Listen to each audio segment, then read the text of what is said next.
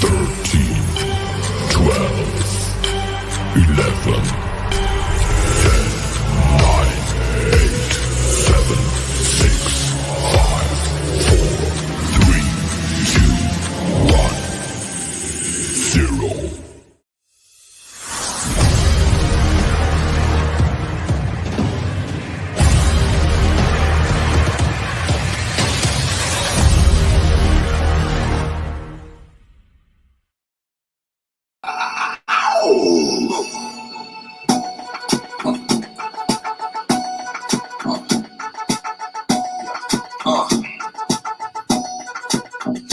Microphone checker, swinging sword lecture, closing down the sector. Tommy Kaley's out of the bullpen music. Look at that. That I wasn't expecting when I heard that a couple of times. But what's up, everybody? Welcome to a brand new episode of the Empire 161 Show, Season 5, Episode 10. Yep, we're opening up with nothing red because anytime you give me the chance to somehow infuse Wu-Tang into any show that I do, it's going to happen. And yes, this is Tommy Kaley's out of bullpen music for this season. It's the Rockwell by Method Man and Redman. The Blackout album. So thanks for joining us this evening. As always, if you're joining us on Facebook, if you're joining us on YouTube or X, Twitter, wherever you found your audio and podcast, we always appreciate the support. Got some stuff to talk about here, a lot of Yankees news and notes, and a game is in the middle of the series. But I'm Ed, and with me as always is Lisa. Lisa, what is going on? It's really hard to start talking because I just want to keep singing the song. Sorry. Okay. Hey everybody. Happy Puerto Rican Day Parade Day. I can't believe we're not coming out to some salsa music, but Meth and Redman are an acceptable substitute. But to all my boricuas out there, wepa! I'm Puerto Rican 24/7, 365, and then some. But today is our day to shine, and it was a beautiful day for the parade. It stopped raining right before the parade started. I got to see it all on TV. I'm too old to go there in person anymore. But I hope everybody had a great weekend. We're going to try to give you a whole bunch of news in the next hour so that we can get to the big game tonight, the series finale, and which we hope is going to be a win because the last two games have been pretty tough. And if it's indicative of who's going to be in the World Series together, we need to figure some stuff out before then. So we do have some updates for you on Jason Dominguez, Garrett Cole. We have an update on somebody who was designated and somebody who's rejoining the team. We're going to talk a little bit about what's going on with Anthony Rizzo. And then we'll talk about the series versus the Twins, which we dominated as per usual. And then this series with the Dodgers, which, like we said, will be culminating tonight. Also, I just want to say shout out to our Outlaws team because we played our playoff games yesterday in this really stupid tournament where it's a one-game elimination, and I don't understand why. And unfortunately, we lost game 2 of the day right before the championship game. But my team is full of champions, and I love them all. So shout out to the Outlaws. Yeah, that was a bitter pill to swallow yesterday, but it is what it is. At least we had fun. No, we did. It was actually a fun 2 games that we did play. I was hoping to be able to play that third game, but you know, it is what it is. We'll be playing again in a few weeks, and we'll get right back at it. So that's right. All right. So as Lisa mentioned, we do have some news and notes to get into before we start doing our weekly recap. And I guess some of them will go down. So I know update on Garrett Cole. He did start early today, which actually, yes, did air his start with the Somerset Patriots. They said he was gonna, yeah. Yeah, so they did air that at 1 o'clock. I admittedly did not catch it. I was running around a little bit. No, I did not. I saw Bad Boys Ride or Die this morning and got some Mighty Quinn because there's a Mighty Quinn right next to the middle. Ooh!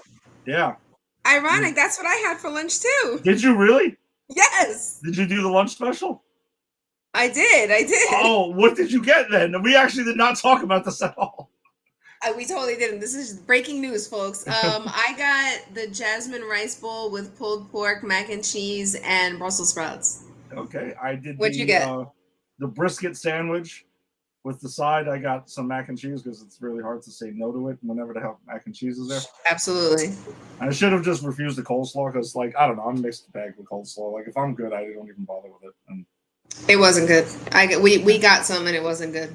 My only beef with Mighty Quins, besides the obvious one at Yankee Stadium, because I still have that beef, is that they give you the tiniest cups of sauce and extras. My niece got chicken wings, and we got her 2 ranch things, and she was like, she's my niece is kind of gangster, so she was like, "Yo, Dad, where's the Mr. Pink ranch dressing? I'm gonna finish all this before I finish all my wings." And we thought we had gotten her enough. So yeah, they should give us different options for the side condiment sizes. Okay. We actually ate in there. Me, Steve, and Angie. So we had the actual sauces to use. So I just good. There was enough, but yeah. So that's why I didn't get a chance to. But Garrett Cole did turn in another good start. Just wanted to comment though. There's Aaron Boone did mention that they might bring him back prior to being stretched out to 100 pitches. That's not like a mandatory thing. I personally think that as long as things are rolling, there's no reason to rush him personally. Like, let him take his time, but knowing what we know of Garrett Cole, as soon as he's feeling like he gets to that like 80 pitch mark, he's going to be like, let's go, which is fine. 80 is good enough, right? Like, if he comes back, he throws his 80 pitches, that's good enough. But the way that their pitching has been, there really is no rush. I mean, right. Honestly, like, unless something goes awry. My guess is he'll probably have like 2 more rehab starts and then he'll be back. So I would say probably another 2 weeks. Again, there's no need to rush, but we'll see. I mean, it could be 1 more. You know, knock on wood, hopefully no setbacks or anything like that, because once we get him back, you know, you want him to come back and not have to, you know, jumble around and stuff like that. Yeah. Any disagreements on that, or with Garrett Cole? Like, you want to? No, they interviewed him last night. He definitely feels like he's in a very positive mind frame. I love it that like he's going to the games and watching the games. He said one of the things that he said last night that I really appreciated was that you know, with the injury and him watching the games, he's looking at the games from a different perspective now, because he's not looking at it as, when it's my start, I got to do this and this. You know, like, he's looking at it, and then you see all the pitchers go to him in the dugout, and they're talking to him and the pitching coaches, but like mostly him. And he's giving feedback and advice, and I think it's just really invaluable. And I really appreciate when a player as talented as him does that. Like, they take the time to help other players grow and succeed in their role too. It's not a competition on the team, which, like, if you're on a team, it really shouldn't be. So I really like that about him. And I think that's something about him that doesn't get talked about enough. And I think that's something that you always want your ace to be able to do. Yeah, like with the Yankees, he's clearly their leader of the pitching staff, right? Right. Like, that's a given. But his, you know, he always seems to be willing to share knowledge, and he's talking. He's like having another pitching coach, you know. So, and these guys in Double-A that he's, you know, sharing the clubhouse with and everything like that now, like, they can pick up some incredibly valuable tips that could potentially change your career right there. Absolutely. You know?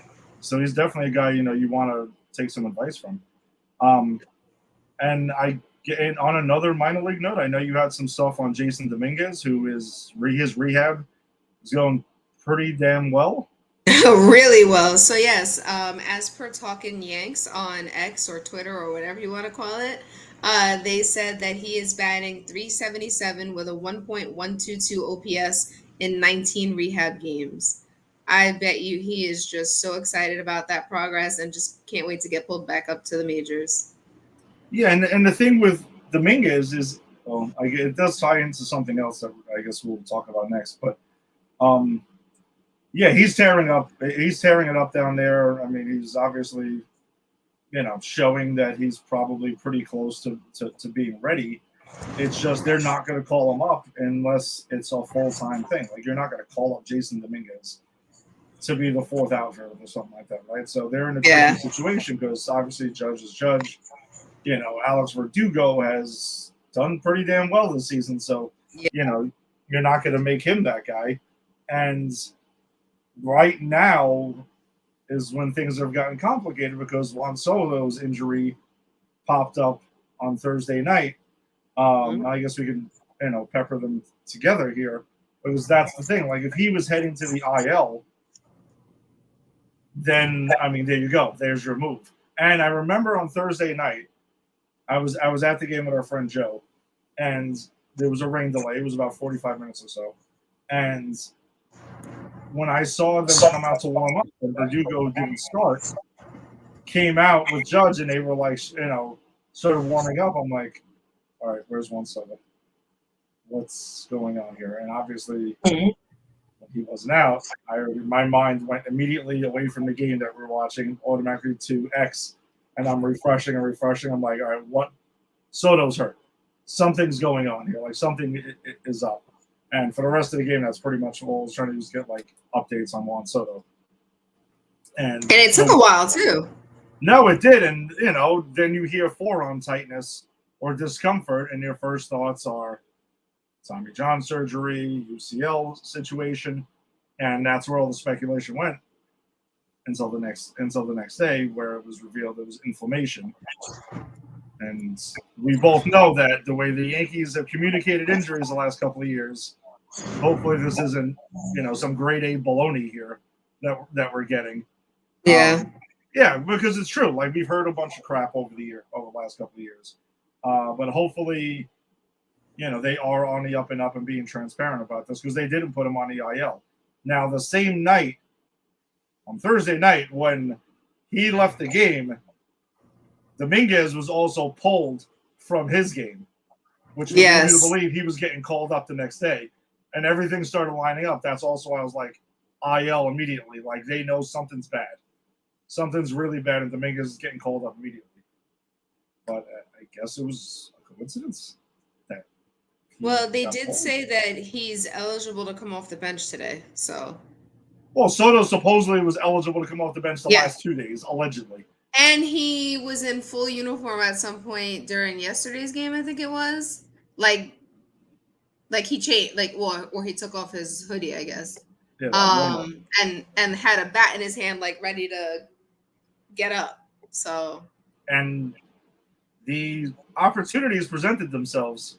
Oh, they should have. And plenty of situations where, man, a Juan Soto pinch hit appearance would have been pretty good at that point, especially in Friday night's game, with chances to win it. And we'll get into some more details on how that game ended in a little bit.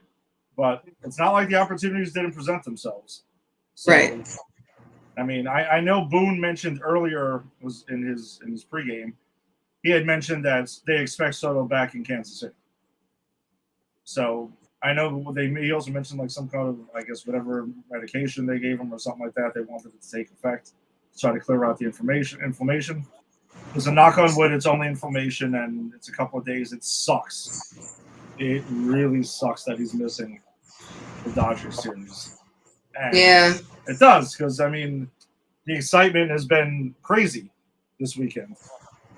For that, and it would have been nice to have him there with it, but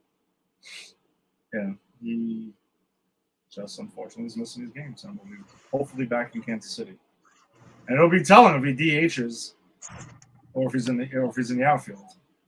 Even though he says it doesn't bother him when he swings the bat or when he throws. So I don't know. It is a little bit weird how they've described it, but again, knock on wood. And yes, earlier today, Dennis Santana was DFA'd, and Ryan Marinaccio got called up again. So we'll see how that goes. He's done well in spurts over the last couple of years. I don't hate Marinaccio. Santana was kind of like over him, especially like last night. I was just like, gosh, let's just get this over. Just pull the plug. Clearly, it's not working out. Yeah. All right. Any other notes we got that we want to maybe jump on in this section here? I mean, do we want to talk about Anthony Rizzo real quick? Yeah, sure. We can definitely chat about Rizzo, because then I could also chat about somebody else and currently is an everyday player. But go ahead. Oh boy. All right. So Katie Sharp on Twitter listed out his stats for the last 30 plate appearances. He is 1 for 30 with 1 hit, a walk, 3 strikeouts, 6 flyouts, 6 pop-ups, and 13 groundouts. And you could just see that he is very frustrated by all of this. Like, I heard him the mics have gotten a lot better over the last year or two. Because I could hear a lot more of what the players are saying and the fans. I could hear fans talking in their seats. Like, sometimes it's kind of annoying. You can hear people having a conversation in front of the booth. But yeah, he is in a super slump right now. And I hope all of his problems from last year are resolved and this isn't anything to do with that again, but I don't know what's going on with him. What are your thoughts? Yeah, I mean, he does not look good, to be completely honest. I mean, Yeah. at the plate, he showed some spurts earlier a couple of weeks ago, but it is concerning, because I'm starting to wonder, is this it? Is this the beginning of the decline of his career? I mean, he's not a spring chicken. I mean, I wouldn't say he's necessarily old by MLB standards, but I mean, he is getting up there now.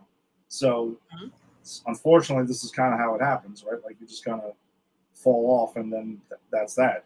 And his defense has even kind of suffered at times, and which is really, that was the more surprising thing, to be honest with you. Yeah. And his contract's up after the season, and when people ask the questions, which I still think they're ridiculous, of how are the New York Yankees going to pay Juan Soto? And I understand, this is probably a lot because of Hal Steinbrenner's comments about $300 million payrolls not being sustainable, which is completely insane to even say that. I feel like he just could have put that a different way. For the New York Yankees to not be able to sustain a $300 million payroll is laughable at best. But I also think that was a negotiating ploy between him and Boras, right? They're just firing shots because he doesn't want to say, "Oh yeah, Juan Soto, blank check." Sure, no problem. Have the franchise. It's okay.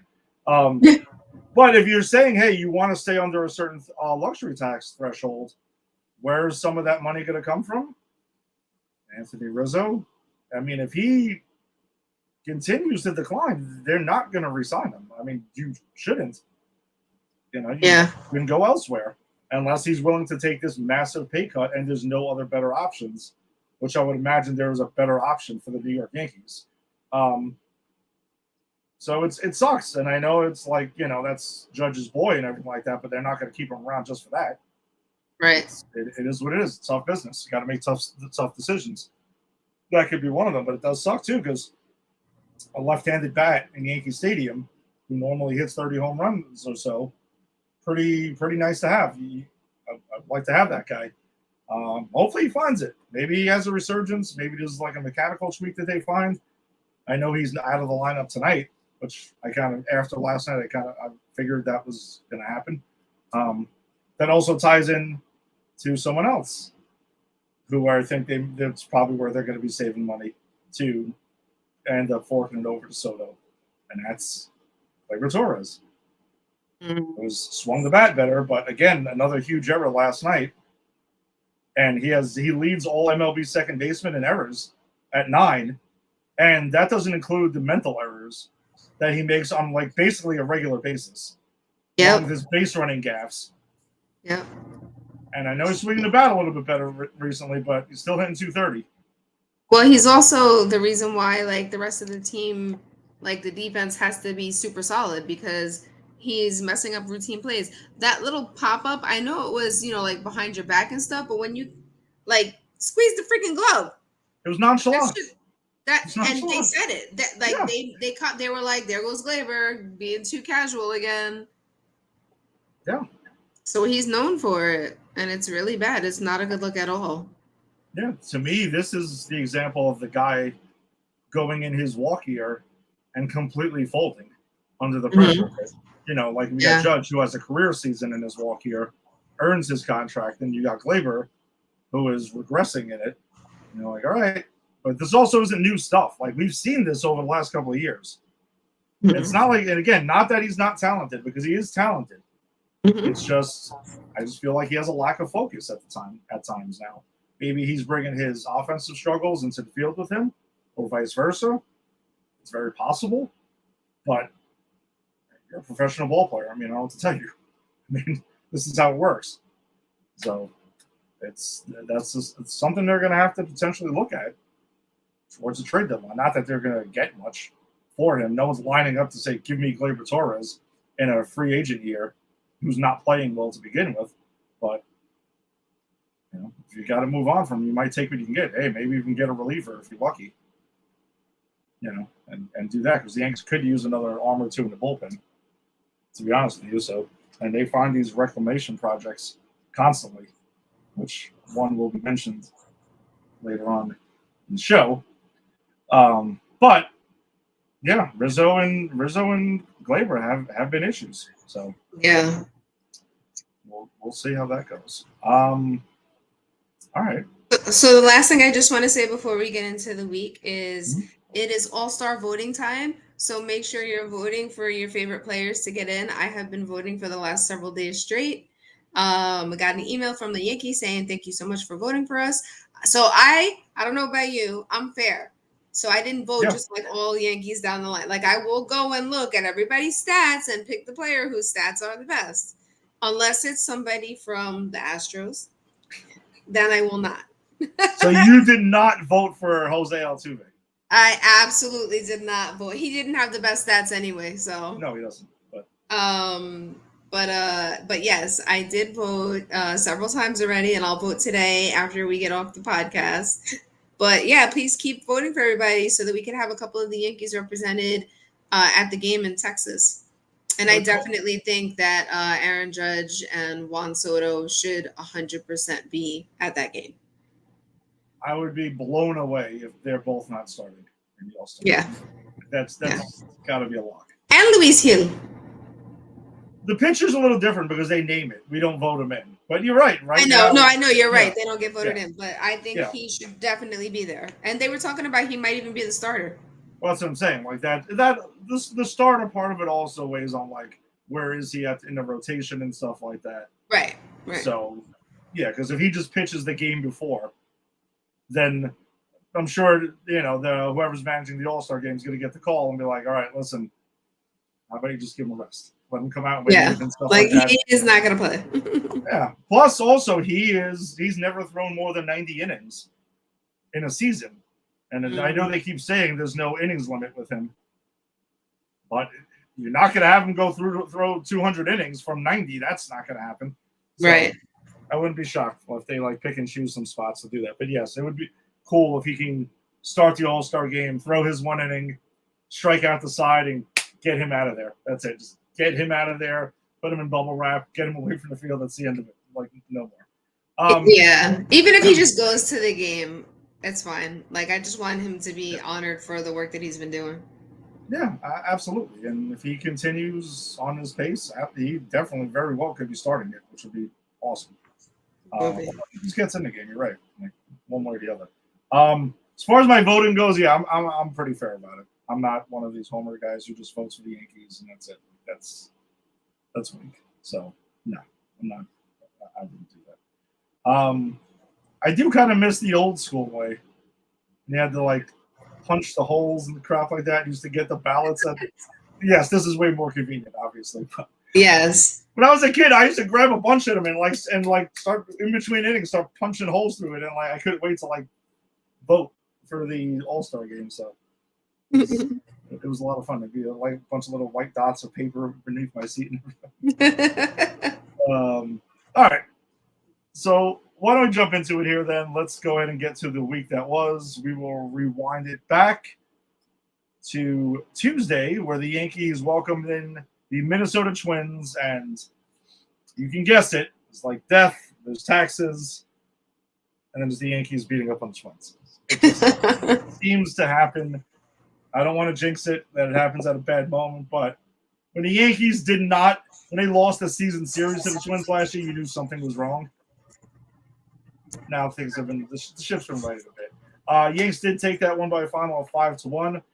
Luis Gil did get his 8th win of the season. He is now 8-1. 6 innings, 1 hit, no earned runs, 3 walks, which is still the area where, I think he could work on a little bit with getting that together. That's, just a little area we've even talked about a lot. 6 strikeouts. Aforementioned Gleyber Torres was 1 for 3 with his 5th home run of the season. Giancarlo Stanton was 1 for 4 with his 15th home run of the season, driving in 2. And Aaron Judge was 2 for 3 with 2 RBIs, double, a walk, and a run scored. So, Hill kept on rolling, and he wasn't like his sharpest that night, but still pretty dominating. I would say, even if he didn't have like his best stuff that night. So, it's just do what they do against the Twins. Yep, and with that win, he has gone 7 consecutive outings of 6+ innings and 1 or less runs allowed, and that's the longest streak in Yankees history. And again, always first in Yankees history. Is. Boom! Always something you definitely want to highlight, though. Yeah.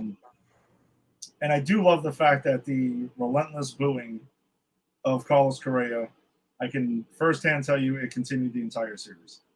It just will never go away, and it should never go away. There was even one of the games where an FL Tuve chant broke out while he was up. Wow. That's hardcore. Love it. I love it. I love it. All right, so Wednesday night, though, the Yanks would go ahead and take that one by a final of 9-5. Carlos Rodon picked up his 8th win of the season. He's now 8-2, 6 innings, 3 hits, 2 earned runs, no walks, which is always a huge factor for Rodon. 9 strikeouts, and his reaction to Alex Verdugo's catch when he crashing into the wall was priceless. And he turns around and he throws both of his arms, and he looked like he was like a kid on Christmas morning. Oh my gosh, it was so cute. So cute. Pretty awesome stuff there. Aaron Judge was 1 for 3 with 5 RBIs, and one of those was a bases clearing triple. Which was his first since 2019. Yeah, I do have a note on Yankees triples, but we'll see. We have a matching note here on that.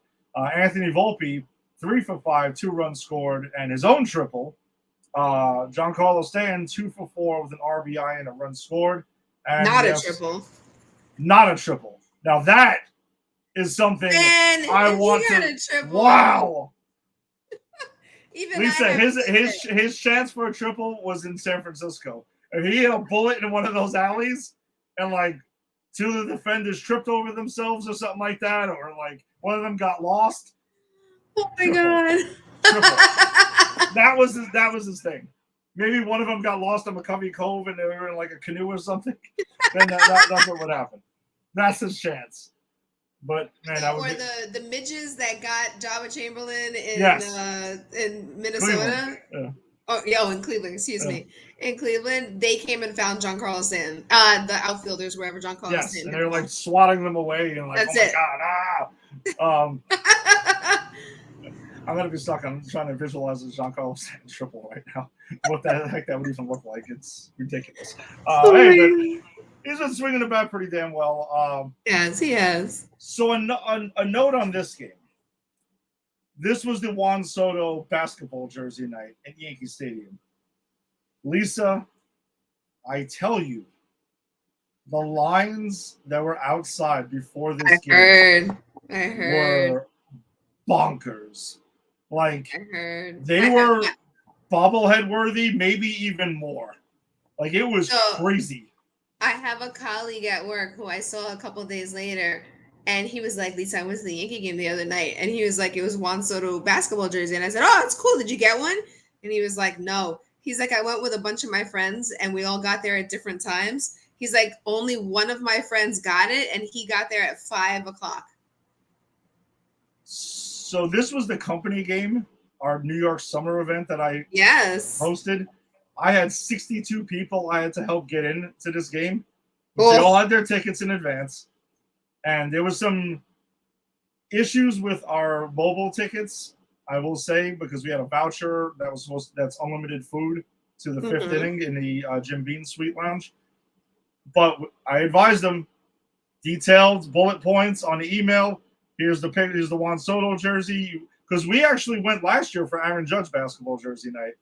So it's become like a tradition now with this. It's forming one now. But a lot of us got it. I did get one. That's good. I did, and I gave it away to a colleague. Wow. I gave it away to a colleague whose last name is Soto and did not get one. Oh, that's cute. And he was pretty bummed. Like, he was genuinely bummed about it. And we're talking over, like, I don't know. I may have been on my third or fourth beer by that point. And I was like, I patted him on the back. I'm like, here you go, dude. Just go ahead. Oh, that was nice of you, Ed. I was like, I'm probably not going to wear it. So, even though I do like them, but be a little snug. But, I was like, go ahead. And you rock with it and that. And he was, like, super happy about it. I'm like, hey, there you go. That's really nice of you.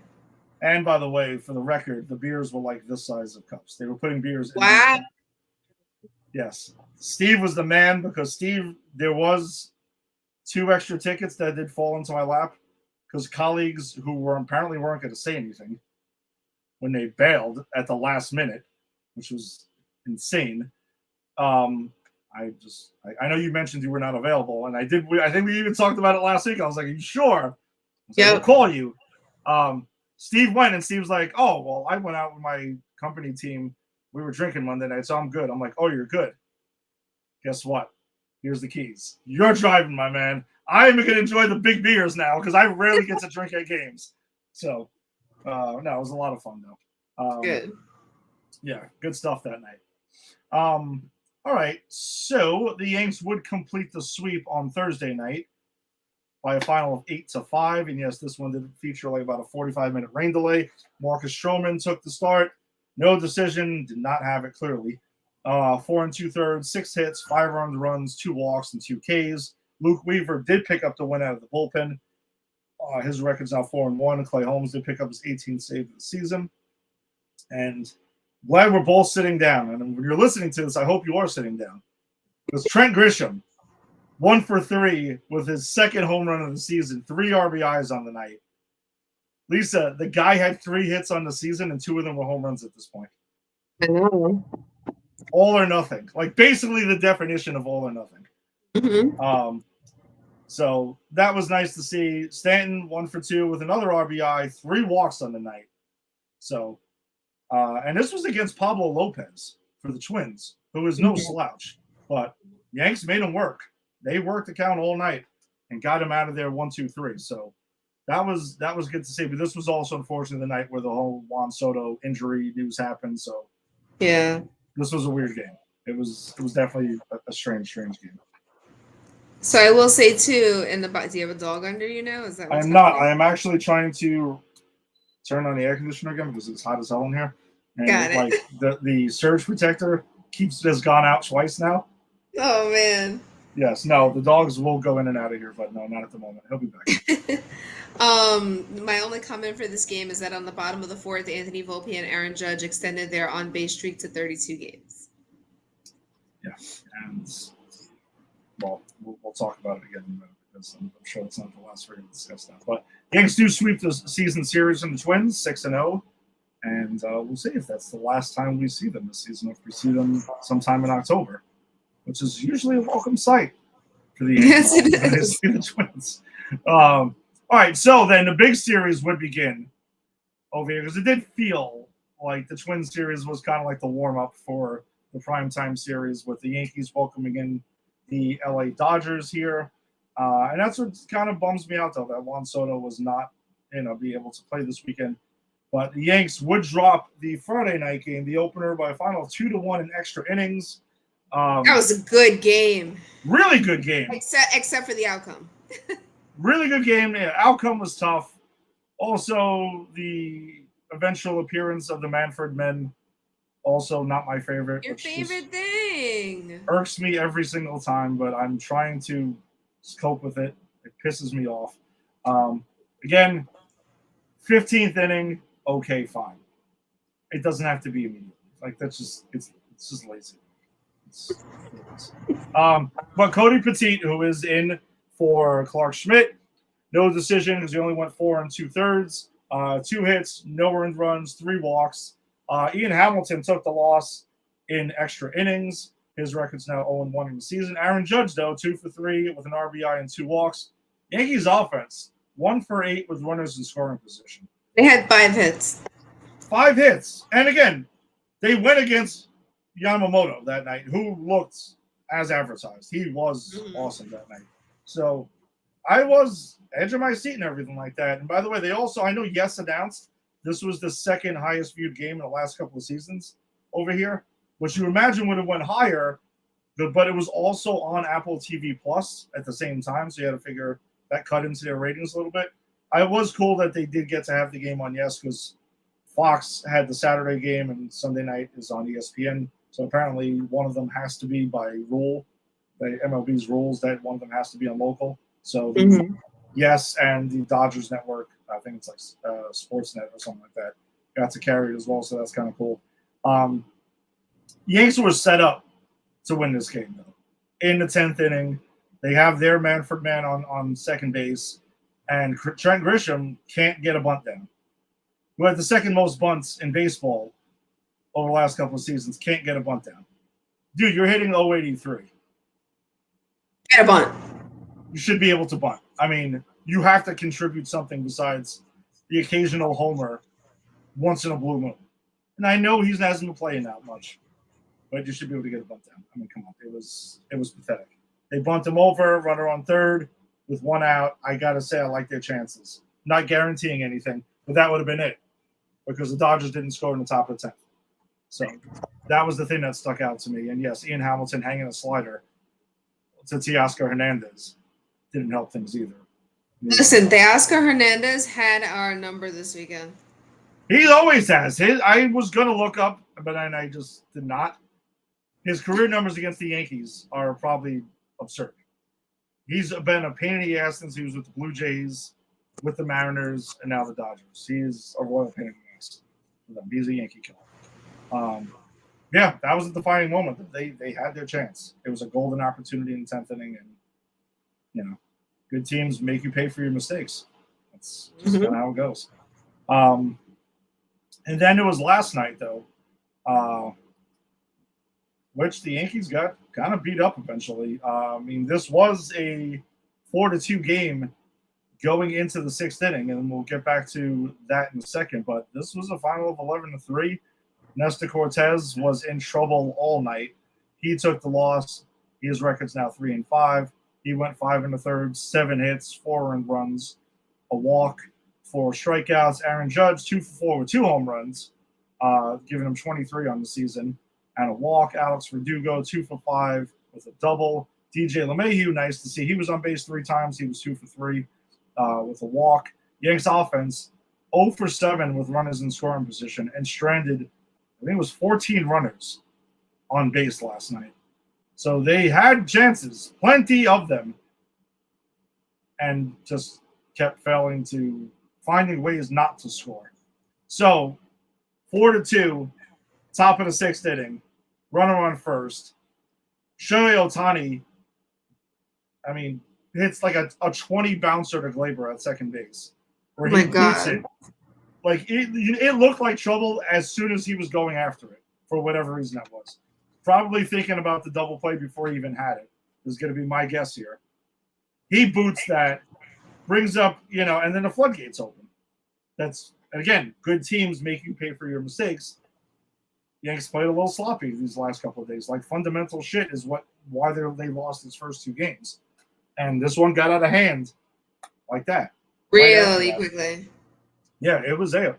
I know there's a lot of stuff on social media and about the Dodgers fans taking over Yankee Stadium, by the way. Now, I want to throw something out there. As someone who was actually there, there was no taking over of Yankee Stadium. Let's calm down. anyone who's saying that, I would challenge you to come to a Subway Series game when the crowds are split 70-30 or 60-40 or something like that, or even 50-50. It was not that. Did you see though? No, I did. I know what you're gonna get to. Yeah. Oh, because I was blown away by like the parade down River Avenue, and at first I thought it was. I really thought it was Puerto Rican fans like joining because of the festival. Yeah. Like I was like, oh my people, but then I was like, wait, that's not a Yankee jersey, and then I was like, what in the what? Why are they even showing this right now? Why are they allowed to walk down River Avenue in that big mass of like just Dodgers? So I will say this, and I got there pretty early because when we were post game at the bar, like we just wrapped up around 4 something. So me and Steve went straight to Yankee Stadium, found parking like that, walked right in. When the gates opened, there were a lot of Dodgers fans. Whatever Dodgers fans were there, they were there early, like super early. And that's basically when those shots were being shown of like super early. Yes, there was like an organized trip of people, of Dodgers fans. There was a group that went and it was organized. They went. And that's fair. Like the Yankees do that on the road plenty of times. You can find that every team does something like that, right? Like the bigger teams do something like that. And I think there was a lot of that being shown early because again, it was there and it was organized and it was I give them credit. They did their thing. There were Dodgers fans there. Now, when the lineups came out, were read, and when the things were happening early, when the game was a competitive game, the Yankees fans were drowning them out like tremendously. Like it wasn't this like they had more than half the fans in attendance. That was not true. They had more to cheer about over the course of the game, so therefore they would be more vocal. But you could tell during the game, like early on, it was still dominantly Yankees fans, but it was more than I guess maybe some people expected. The Dodgers are a historical franchise. They do have a fan base in New York City because they were the Brooklyn Dodgers, and that has been passed along. And some did not go to the Mets. They did remain Dodgers fans. That is a thing. Right. I've seen the Yankees play the Dodgers here for years. And that is something that you will see. Now, last night was more than I've ever seen, but I wouldn't say, like, to use the term takeover is a bit extreme. Like, that was extreme. I mean, it was probably comparable to, like, heated Yankees, Red Sox, Subway Series, something like that. So that's kind of what I would compare it to. But, no, they were out, and you could tell, like, a lot of them were from L.A. Like, they traveled to come here, just like I have traveled to 26 stadiums to go see it. I'm not the only Yankee fan there by any stretch of the imagination. So, you know, it was there. But hey, listen, kudos to them for doing it and stuff. And that's fine. And we'll see how it goes tonight. But it was definitely an electric playoff atmosphere for sure. Yeah. At the stadium. It was cool to be at until Glaber made it uncool. Until it wasn't. Until it wasn't. When Glaber decided this is cool, I'm going to destroy this and ruin everything. And this is the Cabeza de Culo. And this is the first time this season that Yankees pitching allowed more than 8 runs in a game. And they were the last team in MLB to do that this season. It was a good run. It's also really good run. The first series loss at home this season. Oh, wow. Let's make sure this is not the first time they get swept all season because they have not been swept yet. And I hope not. We have a good pitching matchup tonight, though. They have a great pitching matchup. I mean, we have it in our favor tonight. Yeah, I would say on paper, but our hitters have to hit. Yeah, Glasnow's no slouch though. But the quick note I wanted to mention on Yankees triples before we do move on is this is the first time since 1961 that the Yankees have hit 7 triples and 10 home runs in any 7-game span. So it's been a while. That 61 team, pretty damn good too. All right, so I guess, well, let's do awards quickly then. I guess before we get to lineup. right, for tonight, even though I know it was like tying into that though. But we'll follow our traditional format. Top of the heap hitter of the week. You want to go first? It's the captain. Yes, obviously. Okay, so it's unanimous. I was kind of waiting to see if you were going to pull somebody out this week, but no, it's obviously Aaron Judge. I mean, dude's putting up softball numbers this week. Absolutely. So this week he had a 438 average. His OPS is 1.672. He had 2 home runs, 10 RBIs, 6 runs, 7 hits, 7 walks. His on base percentage was a 609 and his slugging was a 1.063. I mean, Aaron Judge just keeps you can't ask him to do anything more. Yeah, he is absolutely on fire. And there's no question. There was no one else remotely close this week. All right, so King of the Hill, pitcher of the week. This should be interesting. Curious to see who you picked, and I don't know how you'll feel about who I picked, but they deserve it. Okay. Can't believe I'm about to say this. I cannot believe it. Mike Tonkin. We have the same one. I thought you were going to say Osvaldo Cabrera. Oh no. He walked 2 guys, so no, he was out immediately. That was done. No, Mike Tonkin, who I admittedly have openly mocked repeatedly, not mocking him anymore because listen, he might seem a bit unorthodox and everything, but dude is fucking getting a job done. Were you concerned? Wait, before you read his stats, were you concerned that they used him 3 days in a row? I think it was. I know they traditionally don't, but I mean, you're not going to see him tonight. Like that's definitely not happening. Oh, for sure, for sure. But hey, maybe he's one of those guys who has a rubber arm like that can do it. I mean, he's not not yet. I will actually take that back. He has pitched in some high leverage situations over the last couple of games. Like I was gonna say, he's kind of like more B squad, but he's kind of quickly ascending to A squad, which was a bit surprising. Yeah.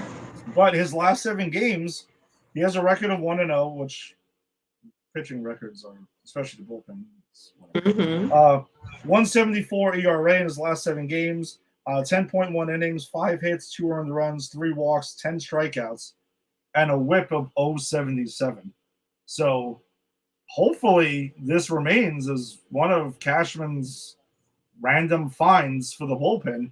You get these guys off the scrap heap, they look at spin rate and everything like that, and they figure we can fix this guy. Because this guy was DFA'd, 2-3 times already this season? And looked awful in his first outing. I'm like, what the hell is this? But ever since that first outing, he's been a monster. So, kudos, Mike Tonkin. I cannot think I would ever say that he would be the king of the hill pitcher of the week. Wow. Yeah. We have come a long way, Mike Tonkin. Absolutely. All right, I guess let's go ahead and I know we usually preview the upcoming series, but we are in the middle of a series right now. So Sunday Night Baseball coming up very shortly on ESPN. We have graphics for a lineup as well. Look at that. Look at us. I'm going to remove this because it's quickly blocking. But Lisa, give us the New York Yankees starting lineup for tonight. All right. Up first, playing shortstop, we have Anthony Volpe. Next up, second up at bat, we have Alex Verdugo, and he'll be playing left field. Then, of course, we have our captain, number 99, in right field today in his old stomping grounds. He'll be batting third. Giancarlo Stanton slides back into the cleanup position, and he'll be DHing. Batting fifth, Trent Grisham will be in center field. Maybe, Ed, maybe today he will lay down a bunt. Maybe. All right, I just want to say something here. Trent Grisham is batting fifth. He's batting fifth. Trent Grisham is batting fifth. For the New York Yankees. I would rather Osvaldo Cabrera bat fifth. I understand balancing out the lineup, but really? Oh my God, I would love to be proven wrong on this, but I don't love this. I do not love the Trent Grisham batting fifth straight. But please continue. I saw that, and I almost threw my phone across my living room earlier when I saw this lineup. But go ahead. See what happens. So batting sixth, playing second base is Gleyber Torres. Hopefully he won't make any mental errors today, but you never know. Batting seventh, we have DJ LeMahieu, and he's going to be playing first base. As we mentioned earlier, Anthony Rizzo will be sitting today out and probably really needs to. Batting eighth, playing third base is our old friend Oswaldo Cabrera. Man, I hope he has a great game. And catching and batting ninth is our tried and true trusty Jose Trevino. I was trying to pull up here quickly, but I have an old Mac, and they basically shut you down from anything for security reasons, which is why I can't. I just need to get a new computer one day. I was trying to get pitcher matchups. I wanted to know what Trent Grisham's career numbers are versus Tyler Glasnow. Is what I was looking for. I was trying to get this done quickly, but I'm not gonna have time. Well, while you keep trying, I can read out the two starters for tonight. As you mentioned go ahead, already. please. So Tyler Glasnow will be pitching for the Dodgers. He's a righty. He has a 6-4 record, a 2.93 ERA, and 104 strikeouts already on the season. And he'll be up against one of our Kings of the Hill several times already this season, Luis Gil. We might even have to change it to King of the Hill. He is our right-hand pitcher. He has an 8-1 record, 1.82 ERA, and 85 strikeouts on the season so far. So that is a good matchup right there. I'm looking forward to tonight's game. I really, really hope we get the win. I am going to be fascinated with this website now because there's so many options on how to set this thing up. All right, I'm going to mess with that moving forward. I'm not going to hold us up here. But Trent Grisham better be batting like 800 versus Tyler Glasnow in his career. Or something like that, because I just don't – this is just baffling that this is actually happening. So, all right, I guess. And then I know you were talking about you had the Royals starting pitchers for the upcoming series, because I know the Yankees did not release theirs because obviously they don't know what's going on. So I only have 3 out of 4, and for some reason they didn't pick their starter for Wednesday. So, okay. I mean, I gave you the starters for tonight's game. I think we're good for that. Yeah, I think we're good. We'll get to that. But after that, it is a 4-game set. The Yankees do hit the road for Kansas City and Boston next weekend before coming back home for a pretty big series against the Baltimore Orioles. So we'll get another shot with them, but here this time. All right. So that does do it for us then. Oh, I think I got his stats, by the way. Do you? Trent Grisham against Glasnow. I'm looking. Oh, you know what? They have every pitcher except for Glasnow on here. That's really weird. Why? It's literally Trent Grisham versus the Los Angeles Dodgers. But Glasnow's not on the list. I'm leaving today. Maybe it's 0. Who knows? Maybe it's 0, too. Yeah. Maybe they've never faced each other and they're just going on a hunch. Who knows? But his total average for all those pitchers is a 185, so... I will kick off the show next week talking about how wrong I was, and I want to be wrong on this one. But, all right, well, thanks for joining us as always. If you're joining us on the Facebook live stream, be sure to check out our Empire 161 show Facebook group, where we share a bunch of lineups and highlights and whatnot that do not make the show, so check us out there. Check out Pop Culture Pros and popculturepros.com, because that's who we are presented by. Check us out on YouTube. Subscribe to Pop Culture Pros, and on X, you can follow at Pop Culture Pros, but also follow us at Empire 161 Show, and on Instagram, _Empire_161_Show. I don't even gotta look at it anymore. We got this. Check us out there as well. Lisa will be running that account and sharing a bunch of fun stuff on there as well. Enjoy the game. For tonight, let's go Yankees. Let's beat LA. Let's do our thing. And right the ship now, and hopefully we get Juan Soto back in Kansas City, and all is well. So we'll see you next week. Peace.